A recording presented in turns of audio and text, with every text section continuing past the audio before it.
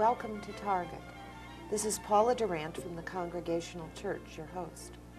This evening is the second in a three-part series of Target programs designed to be the East Brunswick observance of Holocaust Remembrance Days. The first program was the debate from the IPPL class at the high school, which I hope all of you watched and was very stimulating. And today's program is with Vera Goodkin, who is a member of the New Jersey, the Raoul Wallenberg Committee Incorporated in New Jersey, and a member of the faculty at Mercer County Community College in the English and the French department. That's right. Welcome, Vera. First of all, tell me about your early years, because one of the important reasons that you're very active in the Wallenberg Committee today is that your family was saved by Mr. Wallenberg. That's correct. And we want to spend some time talking about that wonderful history. Well, I was born in Hradec Králové, Czechoslovakia. It was a small town about 50 kilometers from Prague. And actually, I led an idyllic, wonderful existence in a wonderful democratic country. And perhaps I ought to take a moment to characterize that wonderful country. My father was a medical student at the University of Budapest in 1918 when Czechoslovakia was formed at the end of World War I. And at that time, the first president, who was a philosopher, statesman, Thomas Garrigue Masaryk, issued an open invitation to all university students of Jewish descent who attended universities across Europe on a quota to enter Charles University of Prague without a quota. And I didn't. Okay. Yes, indeed. And he provided linguistic help. In other words, there were lectures to medical students given in German or languages that they could understand until they could be mainstreamed into the rest of the university.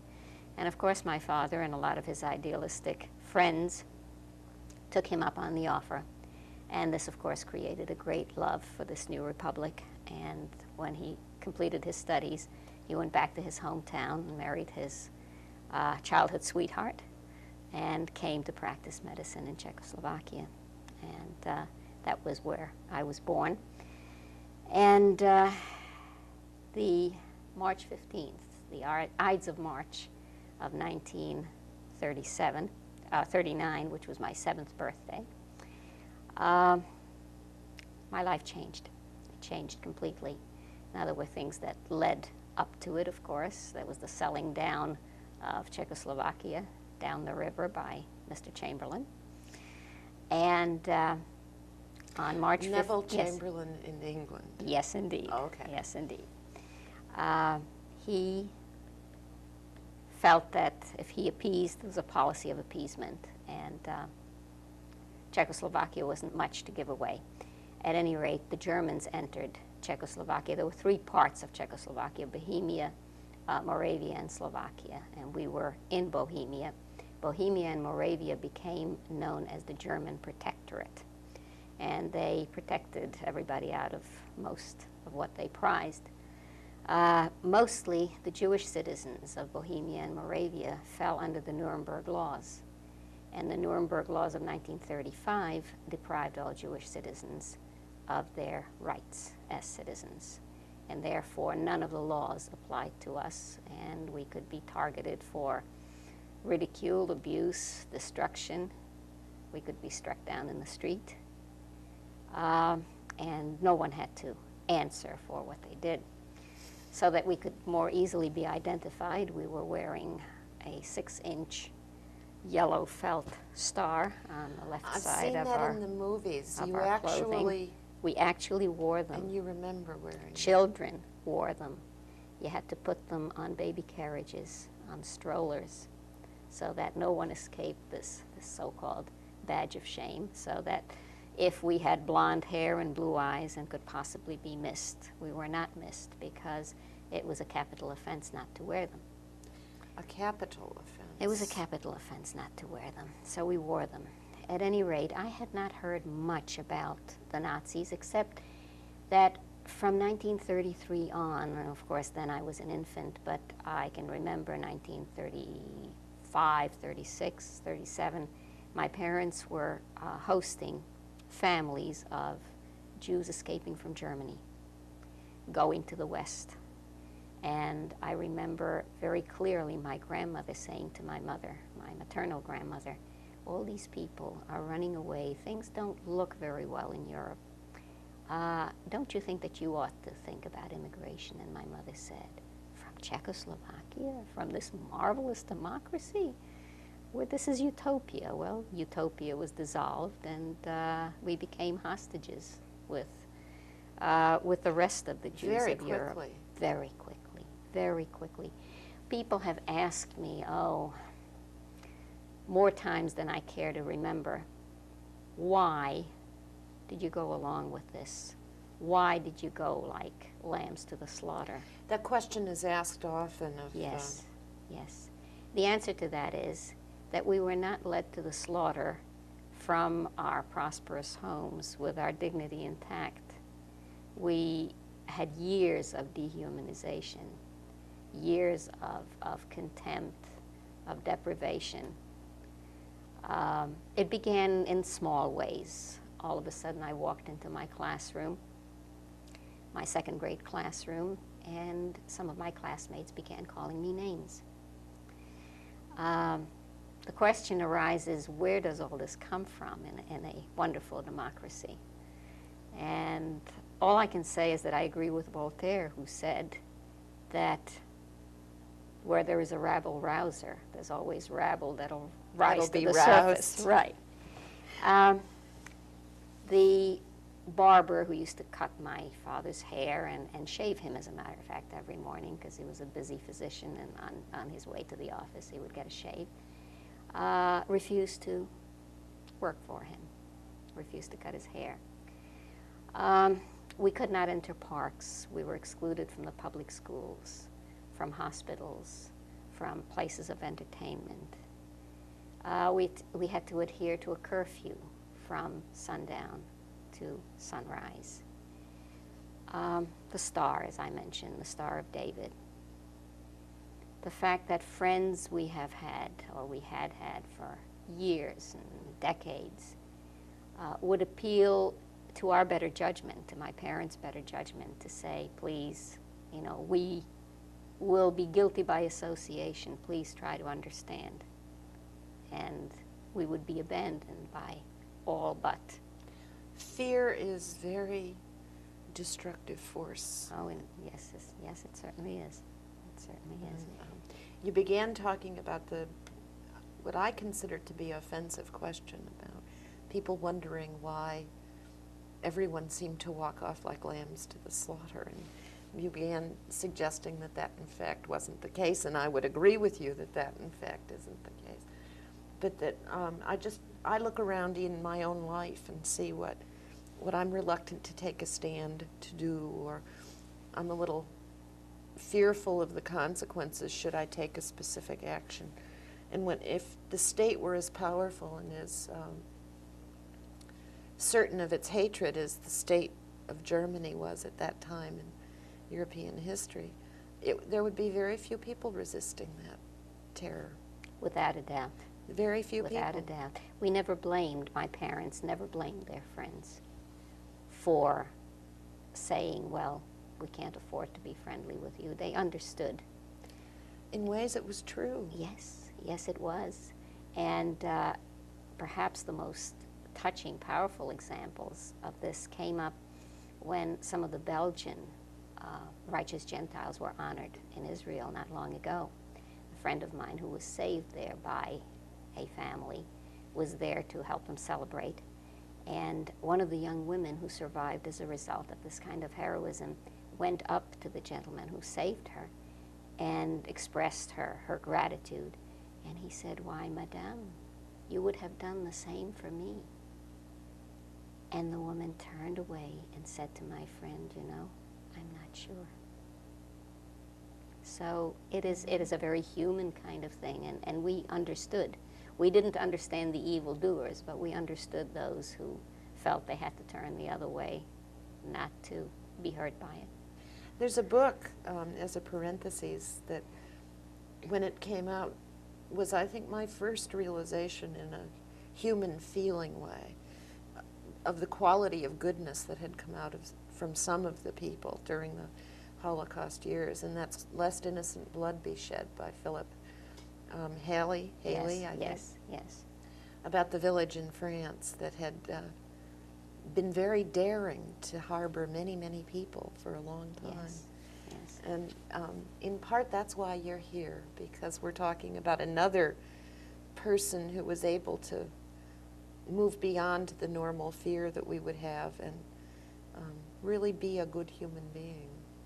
So when did, we got up to about 9 years old when Yes. Neville Chamberlain sold Czechoslovakia, Yes. gave it away. Right.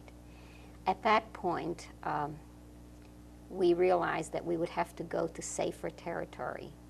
And as the German Jews came and enjoyed our hospitality and went on, they really went to the West. They went to England, they went to New Zealand and the United States and so on. We no longer could do that. All of the borders were close to us. But we did illegally. When the name of the game became survival, you take your courage in your hands. We had one opportunity to come to the United States.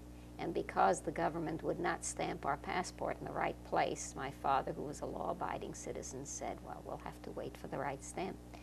When our lives were at stake, we paid people to take us across borders through the dark of night. And first we ended up in Slovakia. That was the third part of Czechoslovakia. That became a puppet state, became a satellite state to Germany. And the Jews there, while discriminated against, were still not shipped to extermination camps. But wherever we went, we were always at a disadvantage because we were not only Jewish, we were alien Jews. And so whatever happened to the Jews in the country happened to us first. When we were denounced in Slovakia, and that was early in 1944, we escaped, and that escape itself is a story maybe worth listening to. We escaped to Hungary, and it was in Hungary that we made contact with Wallenberg. But to backtrack a bit, there was a so-called underground railroad for this kind of an escape. It was pretty organized, and it was conducted by farm families whose properties spanned the Slovak-Hungarian border. And so what they could do is to hide you in their home and in the dark of night find a pathway that was not guarded and walk the person or people over to Hungary. For this they got paid. It wasn't an altruistic endeavor. As a matter of fact, we, I think, surrendered most of our worldly goods to get this privilege in order to escape. Now, how did we know that we were the next transport to Auschwitz is also something that might be difficult for anyone normal to believe. We would be approached by what was known as the Jewish Property Confiscation Team. And SS? Is that one member of the SS, one member of the local secret police, one local collaborator, and one Jewish attorney who drew up papers to make this legal. Okay. And everything we owned was taken from us legally. At that point, we knew that sometime in the middle of the night there'll be a knock at our door, and we will go to the local holding prison, or they actually loved brick factories because the yards were large and there were high brick fences and so on. And there we would be held until the cattle wagons would pull up, and we would be loaded and sealed and delivered. I guess someday someone will write a book on the strength of Jewish women, because a lot of the Jewish men were so devastated that they were willing to just sit back and perhaps wonder why this happened. But I remember my mother going from house to house, knocking on doors, looking for connections. She found the connection, And we, with trepidation in the middle of the night, took off the yellow stars, and we got on a train, went to this farm village where we were picked up by a young man to whom, as I said, we surrendered most of what we had, money, jewelry. And he took us to his home, which consisted of one large room, which housed his family, 3 generations, himself, his wife, children, his mother-in-law, his mother, and an attic which was cohabited by us and the rats for a couple of days. We had to be pretty quiet because his mother-in-law was a collaborator. In the same home? In the same house. So we did not move. Extraordinarily risky. Yes, yes. And in the middle of the night, the second night, it was a dismal November night. It was pouring. And as we started walking through the forest, we were drenched to the skin. And the mud was so deep that we would go down into it up to our ankles. And then it was difficult to take the next step. There was a system that we had to develop. We would take the foot out carefully, shake off the excess mud, and take another step. Well, while we were paying attention to this routine, our guide saw a flashlight in the distance. And he thought that this might be police, border police. So he turned on his heels. We had nothing more to give him. And he started walking away from us. And all I can remember is the eerie feeling of, oh, it's over. There were all these wonderful trees, and I would just slide down and go to sleep. But my mother wasn't impressed. She ran after him, screaming in the middle of the night, "You have children of your own. Are you going to let this child die?" Well, she touched something, and he came back, and he took us back to his attic. And the next night, it was dry, and he walked us through the same pathway again, and we got to Hungary, where Jews were again subjects to the Nuremberg laws, but particularly in Budapest, and only in Budapest, the community was intact. And that has great significance to Wallenberg's activities, to the origin of his activities. Some 400,000 Jews were already deported to Auschwitz from the countryside. The German command decided to leave the Jewish community in Budapest intact because they had moved their headquarters to Budapest, and they felt the Allies would not bomb it if they left the Jewish community there. And what they did was they moved us, and every second or third house had a few scattered Jewish families as a means of protection. What strange thinking. Yes, it wasn't the only thing Yeah. that they thought strangely about. No, true. Absolutely, that's true, but that just seems... But continue, tell me... Yes, so it didn't work. The Allies started bombing, and so they decided that they were going to do their bit to clean out, to complete the final solution in Budapest as well. At that particular time, and I don't know whether anyone in New Jersey besides members of the Wallenberg Committee and members of Governor Kane's family are aware of this, but it was Governor Kane's father who stood on the floor of the Senate in 1943 and made this impassioned speech, and he said, "How much longer are we going to wait? There is only one more community, one more Jewish community in Central Europe, and that's Budapest. Are we going to finally do something to save a few people?" And in response to his plea, the War Refugee Board was reconstituted and funded. And it was the War Refugee Board, the chairman of the War Refugee Board, that decided that they would contact Sweden as a neutral nation and ask the Swedes whether there would be someone who was resourceful enough to go to the embassy in Budapest and to do something on a, they never dreamed of the scale that Wallenberg could do it on, but someone who was capable and who could save at least part of the community. Now, Wallenberg's background is very interesting. You can go back to Wallenberg's grandfather, and that's where that altruism began. Wallenberg's grandfather, Wallenberg lost his father 3 months before he was born. He never knew his father. And his maternal grandfather was essentially his father, who said to him in the very beginning when he was 8, 9, 10 years old, I want you to be a citizen of the world. He gave him a reading program. He discussed all of these geography and sociology and history works that he had prescribed for this 10 and 11 and 12-year-olds to read. And when it came for him to go to college, he sent him to the University of Michigan. I don't know whether you're aware of that. Yeah, yes, he's an alumnus I of do the know University that. of Michigan. At the University of Michigan, already he had shown his humanitarian tendencies. He would cut class at the drop of a hat. He was in the architecture program to help his friend who was working with handicapped children.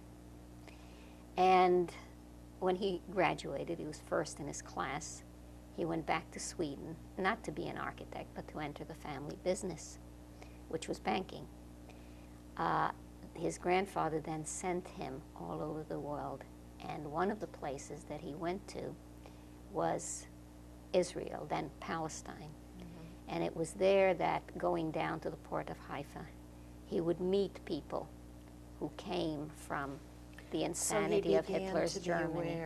He began to be aware. I'm afraid we're going to run out of time, so let's So go back let's to hurry what it up a little. Wallenberg did. What Wallenberg did for me, or for us. Okay.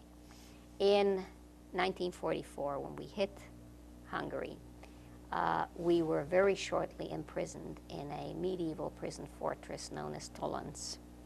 When they took us in, there were already so many alien You have Jews. 5 minutes. 5 minutes. Okay. That we were then divided. My father was sent to another prison on the Austro-Hungarian border. I stayed with my mother. And after about 3 months, several gentlemen entered the prison, and we were introduced to them. They were emissaries of Raoul Wallenberg, and they came to persuade the commandant to let all children below the ages of 14 out of the prison and into their custody. That is how I got out, and I first heard the name Wallenberg.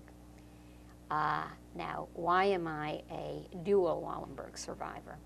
Because in the meanwhile, my mother was en route to Auschwitz. And because of someone who was not supposed to be in a sealed cattle wagon, they sidelined the cattle wagons and got all the human cargo out of the wagons. And my mother remained at this prison where my father, unbeknownst to her, was a physician in the infirmary. Shortly thereafter, there was a 36-hour coup where the prison doors were open and able-bodied prisoners began escaping toward Budapest. Oh my. That's how my father got to Budapest, and he did take his chances to try to reach the embassy. He did reach the embassy. He spoke to Wallenberg, and as he was clutching a Schutzpass to one of the protected houses in his hands, he was also told he still had a child. We have about 1 minute, and Okay. I want to highlight very strongly that this man Wallenberg, you saved your family, Yes, indeed. and you've come to the United States and established a whole new life. It was only 3 years ago that you began again to be active in the Wallenberg Committee. And in that 3 years, your committee has accomplished a great deal. But there's two things in the short amount of time we have I want to highlight for our viewing audience. And the first is that there's a Wallenberg chair at Rutgers, thanks to in part at least, to the work of the committee, and thanks in part to the vote of the legislature Yes. it exists. Yes. But, And Senator Weiss. and Senator Weiss, absolutely. And secondly, that your committee has information that suggests that in fact Mr. Wallenberg may still be alive in a prison for people who are no longer recognized as living. Who have been declared officially dead. Declared officially dead, it sounds so strange. It's a category of prison. So that you would welcome any help from the East Brunswick community and letters Yes. and...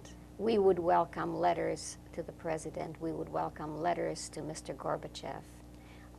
Letters to Mr. Gorbachev prevailing upon him that if he wants to create a new image for himself and for Russia and come across as a humanitarian, he ought to let a man like this live out the rest of his days, his twilight years in freedom. There would be nothing better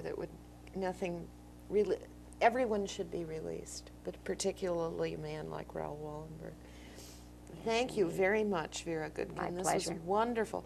We could have taken one or two more programs to hear this story. It's compelling, and it's wonderful that you're here to tell this story. Thank you for the opportunity. Thank you very much. Paula Durant from the Congregational Church. Thank you for watching Target. Good evening.